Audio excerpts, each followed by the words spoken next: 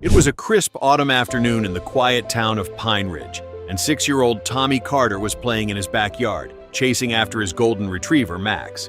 His mother, Sarah, was inside preparing dinner, glancing out the window every few minutes to check on him. But when she looked out again, Tommy and Max were gone.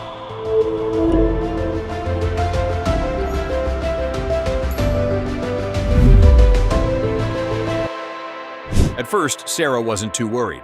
Tommy often wandered off to explore the woods behind their house, and Max was always by his side. She called out his name, expecting to hear his cheerful voice reply. But there was only silence. Her heart began to race as she searched the yard, then the neighborhood, shouting his name. When she couldn't find him, she called the police. The search for Tommy began immediately. Dozens of volunteers, police officers, and search dogs combed the woods, calling his name and scanning the ground for any sign of him. Hours turned into days, and hope began to fade. The woods were vast and dense, and the nights were growing colder. Sarah refused to give up, clinging to the belief that her son was out there somewhere, waiting to be found. On the third day, something strange happened. Max, Tommy's dog, came trotting out of the woods, his fur matted and his paws muddy. He was alone, but he seemed agitated, barking and pulling at Sarah's pant leg as if trying to lead her somewhere. The search team followed Max deep into the woods, their flashlights cutting through the darkness. What they found was beyond anything they could have imagined. In a small clearing surrounded by towering trees, Tommy was sitting on a mossy log, perfectly unharmed. But he wasn't alone. Beside him was a figure, a tall, slender being with pale, almost translucent skin and large, almond-shaped eyes. The being was crouched low, its long fingers gently brushing Tommy's hair as if comforting him. Tommy looked up at the search team and smiled. "It's okay," he said. "He's my friend." The search team froze, unsure of what to do. The being turned its head slowly, its eyes glowing faintly in the dim light. It didn't speak, but its presence was overwhelming, a mix of curiosity and calm.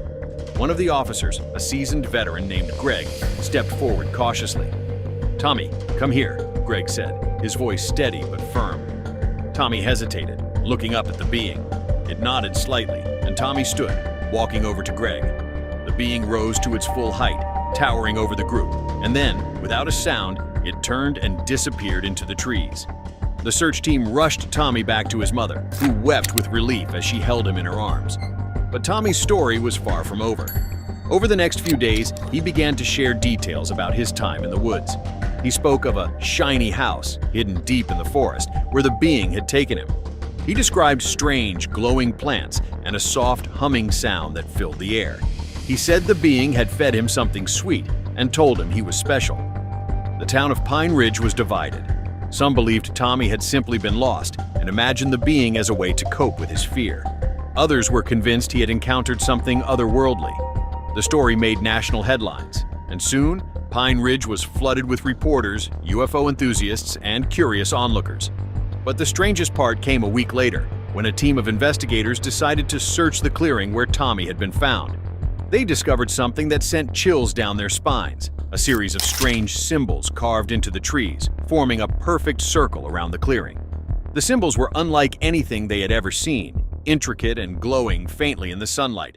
As they examined the symbols, one of the investigators noticed something buried in the ground.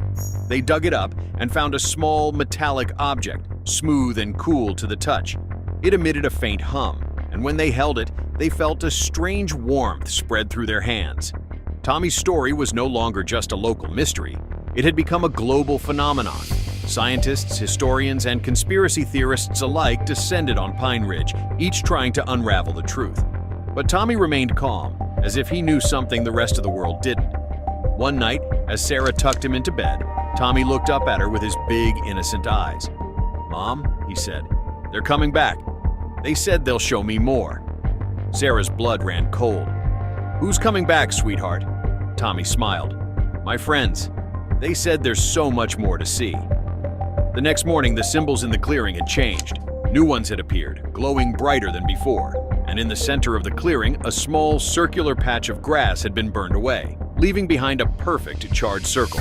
The town of Pine Ridge was on edge. Some people packed up and left, fearing what might come next. Others stayed, determined to uncover the truth.